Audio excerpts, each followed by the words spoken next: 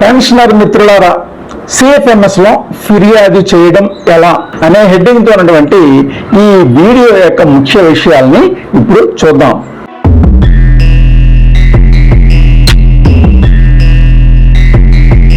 Hi friends, మిత్రులందరికీ Saibabji pensions info హబ్కి స్వాగతం.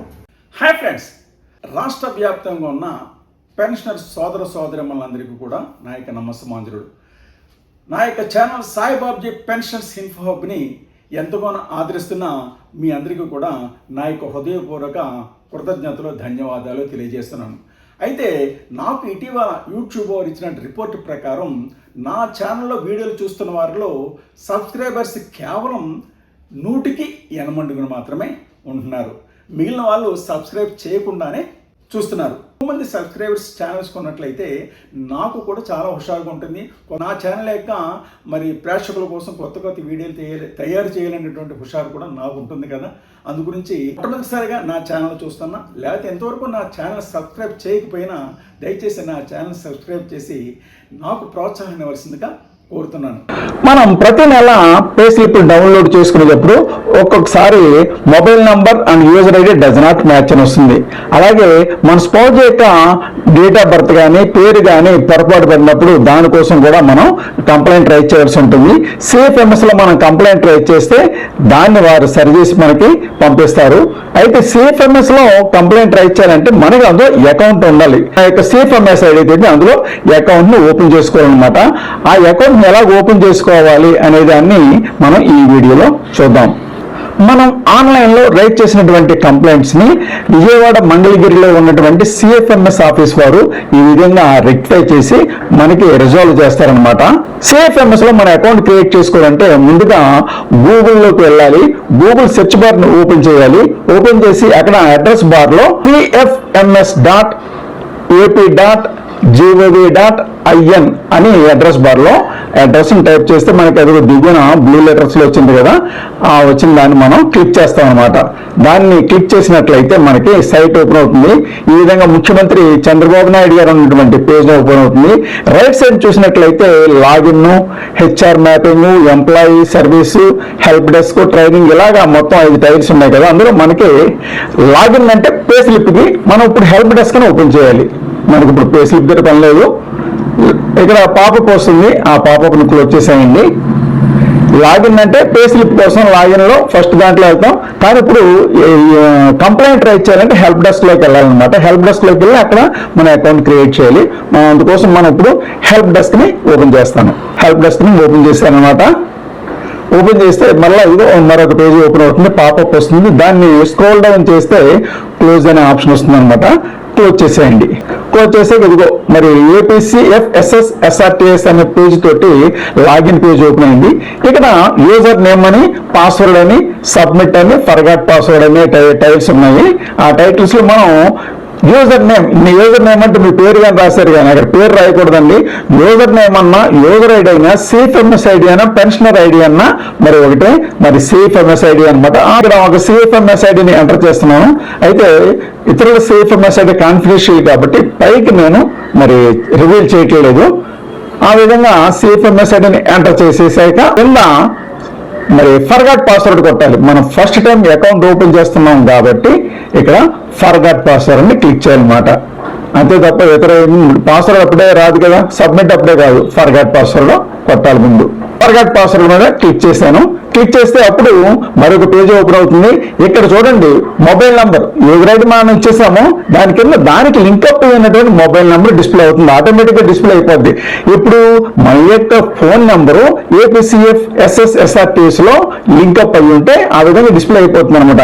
Display కాకపోతే మనం మళ్ళా దానికోసం ప్రత్యేకంగా నేను వేరే వీడియో చేస్తాను. ఏ విధంగా అందులో మా యొక్క నెంబర్ని ఇంక్లూడ్ చేయాలని దాని గురించి వేరే వీడియో చేస్తాను. ప్రస్తుతం ఇక్కడ డిస్ప్లే అయిపోయింది కాబట్టి ఇప్పుడు గెట్ ఓటీపీ మీద మనం క్లిక్ చేయాలి. గెట్ ఓటీపీ మీద క్లిక్ చేస్తే ఇది ఇలాగా SRTS APCFSS says OTP send to your mobile number అని చెప్పేసి అని వచ్చింది కదా, మన యొక్క మొబైల్ నెంబర్కి ఓటీపీ వస్తుంది. ఈ విధంగా వస్తుంది. డియర్ యూజర్, ఎవరు OTP for CFMS help desk is 406725 అని ఆ విధంగా 6 digits తోటి గవర్నమెంట్ ఏపీ అనే దాంతో మనకి SMS వస్తుంది అనమాట. ఆ SMS ని ఓపెన్ చేసి చూసుకుని దాన్ని ఒక స్లిప్ మీద రాసుకుని మరలా మనం మొదటి పేజీకి వచ్చేయండి. వచ్చేసి ఇక్కడ చూడండి ఓటీపీ ఉంది కదా, ఓటీ మీద క్లిక్ చేయండి. ఆ ఓటీ మీద క్లిక్ చేయండి.